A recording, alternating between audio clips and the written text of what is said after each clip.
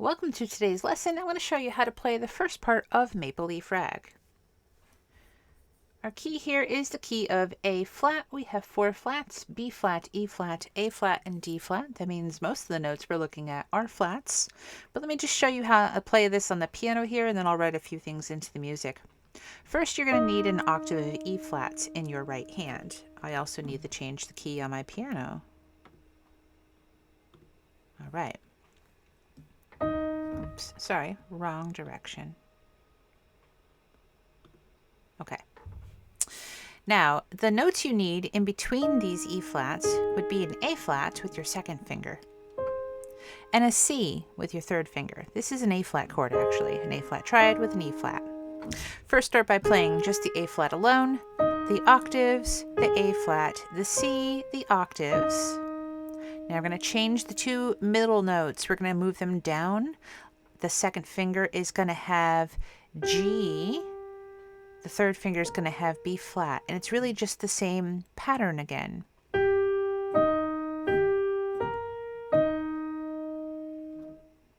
Then it gets repeated in the second half of this line.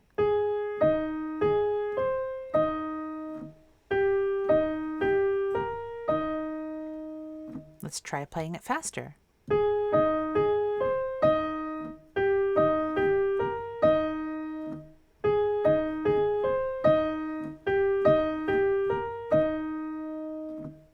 In the left hand, down in the bass clef, let's mark in some of these notes. We're going to start, let's get a pen over here. Let's start off with an octave E flats. We're just going to concentrate on the octaves for a moment and go over to these A flats. And then later on in that measure, you have an A natural and then a, that's not an A, but a B flat. Okay, so step one, go E flat, A flat. Then go up a half a step and go A, B flat. Then repeat. E flat, A flat, A, B flat. Now in between these octaves, we have some chords. So let's start off with this chord. This chord is an A flat chord. It has an E flat, an A flat, and a C. We're going to play this chord twice. Maybe we'll change colors here. We'll do this in red. That's this chord right here. E flat, A flat, C. It's called A flat.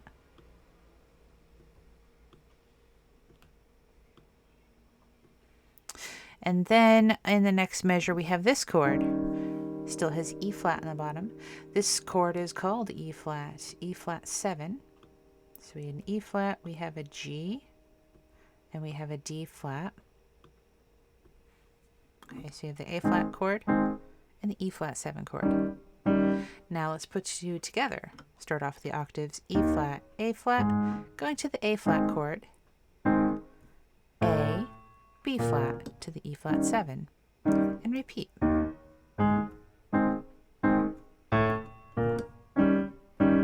Make sure and give the left hand a lot of attention. Just repeat this over a bunch of times so you can make all those jumps nice and easily before we put any hands together.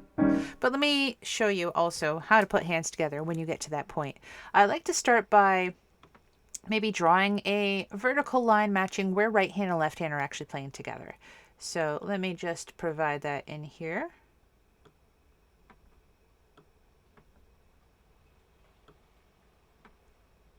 And then over here, this is the same music. So I didn't write any notes. Okay. I'm going to play through this slowly at first.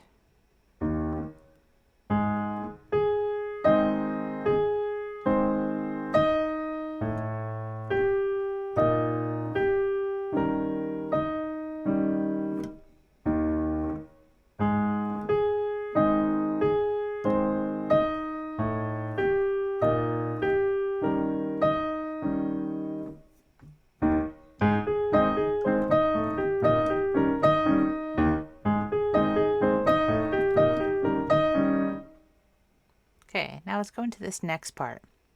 This is going to be octave E flats. That's what happens at the end of this line.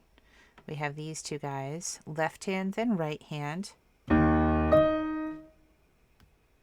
The following line, they're F flats, which kind of means that they're E naturals. So we have in the left hand, the F flats, right hand with the second finger, go A flat, third finger, go C, and then with 1 and 5, go to your F flats. Like that. Followed by E flats, back and forth, 2 times. Then the same F flats, followed by the E flats 1 time.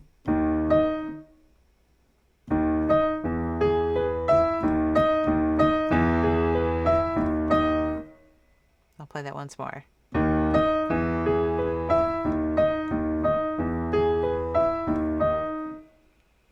Now, this next one's pretty fun, and it's a little easier than it might look. It's mostly based off of A flat. So your left hand is going to play all of these notes that have the stems down. I'm labeling the left hand part right now. Everything that the left hand does is an A flat. We just go up 1 octave at a time. So starting off with this really low A flat. It's the lowest A flat on the piano. I would actually recommend maybe playing it with your third finger because you're just going to be bouncing along. And it's a nice balanced finger. So you have A flat, then go up to the one in the bass, the one on the top of the bass, and then that next one way above the staff is the one from the treble clef. So it's just those 4 in a row. Now the right hand also does 4 of the same thing. The right hand's going to start by playing an A flat, then a C flat, which is a B, and then another A flat. So in relation to where we are with the left hand's down here, right hand is in the next, has the next 2 A flats, right? That's how that goes. Now play the same exact thing an octave higher. Left hand comes up to here, right hand moves over. And do it again. And a 4th time.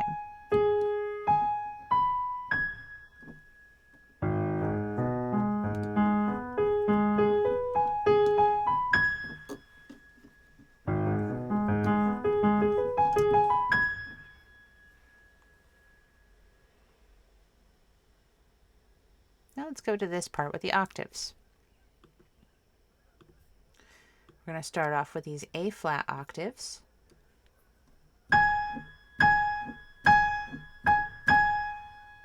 You know, I want to cross out these tied notes. I find that much easier just to ignore the fact that you're looking at notes, so you're not tempted to play them.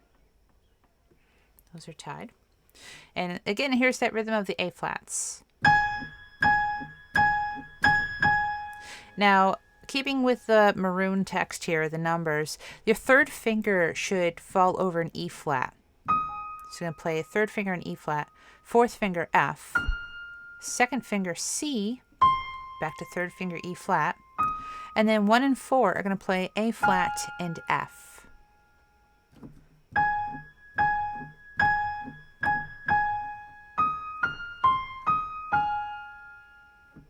Changing the color to blue, we're just going to hop over to here, where we have F flat, or E natural, and A flat. Third finger will play B flat. 1 and 4 are going to play F flat and C flat, aka E and B. Then A flat, B flat, and over to E flat and C. I see a 4 there. I really kind of want a 5 there. A 5 when it's C natural. There we go. Second finger A flat still. Let me just play everything from the blue once again.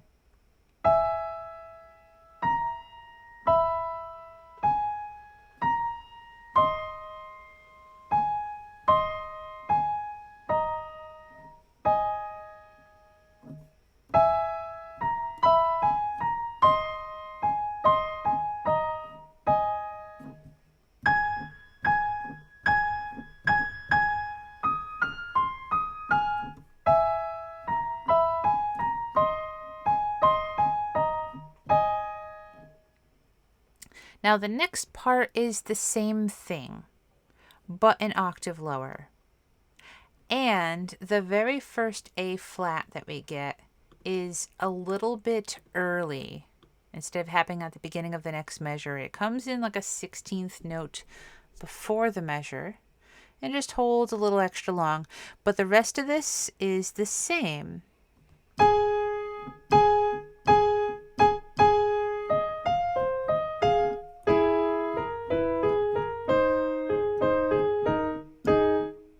So let's go ahead and learn the left hand. Left hand for this first line up here.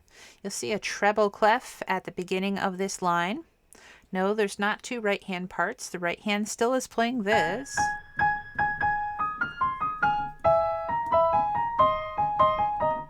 The bottom staff is left hand, but if it says treble clef just kind of means the right half of the piano. So it means that the left hand is crossing over into the right half of the piano. You got to read them according to the treble clef staff. Let me just put some letters in on this.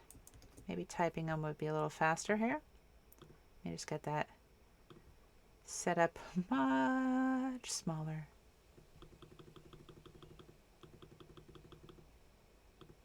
Maybe that would be good. Let's give that a try.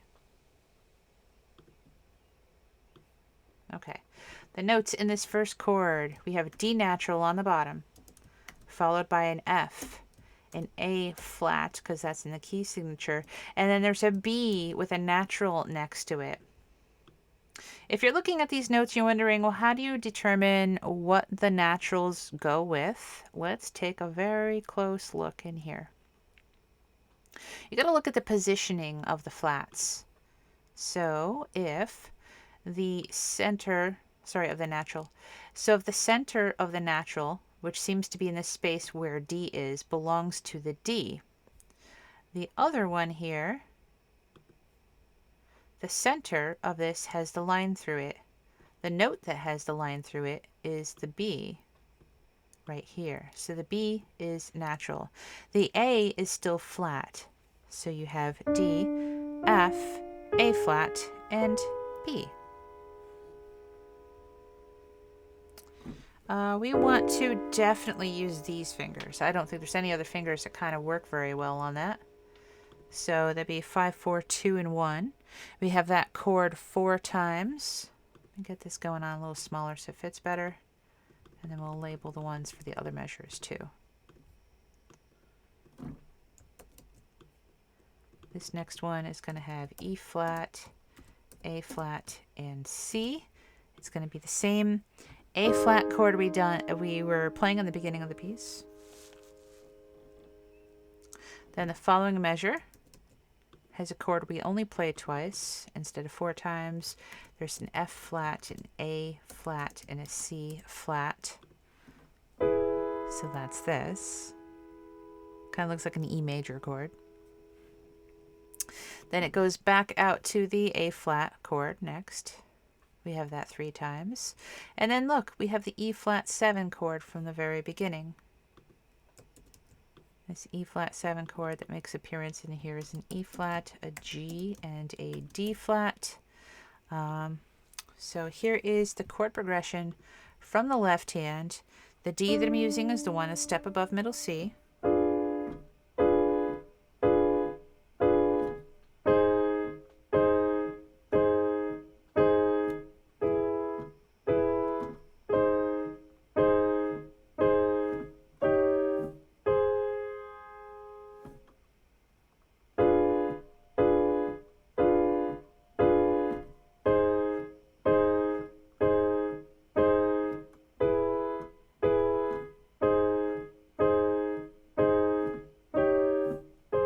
Make sure to repeat it enough times where you can play it quickly, smoothly, evenly. Okay,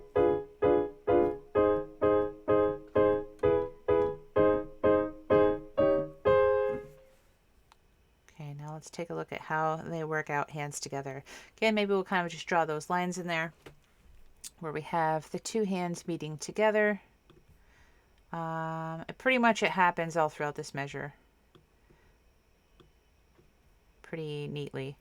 In the next measure, they'll go together like that. The next one doesn't match in there. This one Goes like this. Oops, let's fix that line. Oops, that was worse. Let's do that one more time. Ta-da! All right, and here we go. So this is the distance between the hands. The left hand's right here around the middle. The right hand's at the next couple of A flats.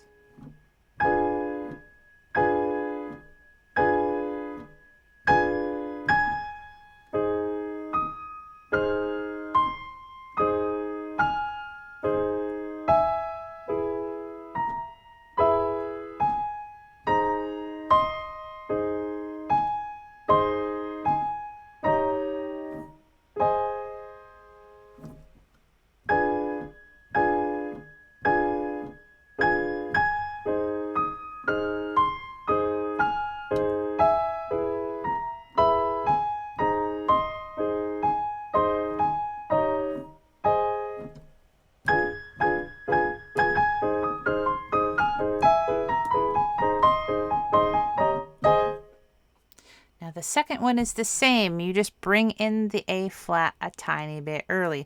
It's you just bring in the right hand A flat before the left hand chord. And you are down an octave lower, both hands.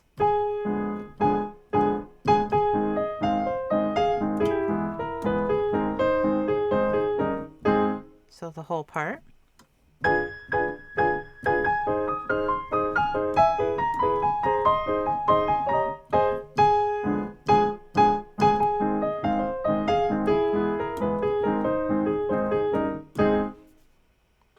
I hope you enjoyed this tutorial for the first part of Maple Leaf Rag. If you're interested in seeing part 2, the second page of Maple Leaf Rag, leave me that down in the comments below, and before you know it, we'll have a part 2 to the Maple Leaf Rag.